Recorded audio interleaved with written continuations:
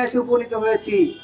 আপনারা জানেন গত বছর 1 জুলাই থেকে যে ঢেউ শুরু হয়েছিল, সেই ঢেউয়ে দিল্লির দাসী হাসিনা দিল্লিতে পালিয়ে যেতে বাধ্য হয়েছে।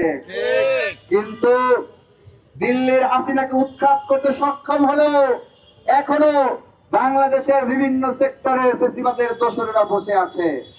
আপনারা জানেন যে সকল পুলিশ অফিসাররা, পুলিশ কর্মকর্তারা ছাত্র জনতার উপরে গুলি চালিয়েছিল, তাদের বিরুদ্ধে ব্যবস্থা গ্রহণ না করে এক থানা থেকে আরেক থানায় বদলি করার মাধ্যমে তাদেরকে পুরস্কৃত করা হচ্ছে।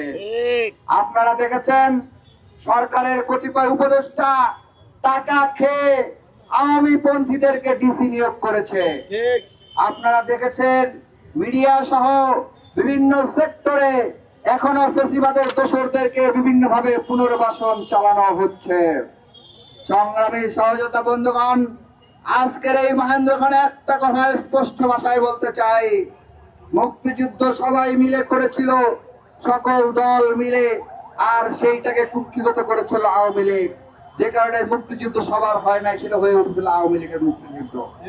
ঠিক একই কায়দায় 24-এর অভ্যুত্থানকে ছাত্র শক্তি কোরআন কুক্ষিগত করে অভ্যুত্থানটাকে সবার হতে দেয় নাই এবং অভ্যুত্থানটাকে বিতর্কিত করার চেষ্টা করেছে। আমরা আহ্বান জানাবো এই সকল গাদ্দারদের, যারা জুলাই নিয়ে ব্যবসা করা শুরু করেছে, জুলাই নিয়ে চেতনা ব্যবসায় মেতে উঠেছে, তাদের সবাইকে গণ বয়কট করুন। আপনারা দেখেছেন ছাত্র জনতা যখন জুলাই ঘোষণাপত্রের আহ্বান জানিয়েছিল, তখন সরকারের এক উপদেষ্টা বলেছিল এই ঘোষণা কোন সংবিধানের অন্তর্ভুক্ত করা হবে না। আপনারা দেখেন নাই?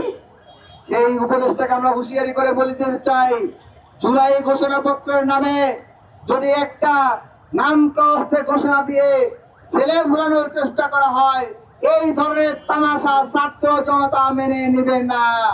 জুলাই ঐক্যের পক্ষ থেকে আমরা শুরু থেকেই বলেছি, আমরা জুলাই বিপ্লবের সাংবিধানিক স্বীকৃতি চাই।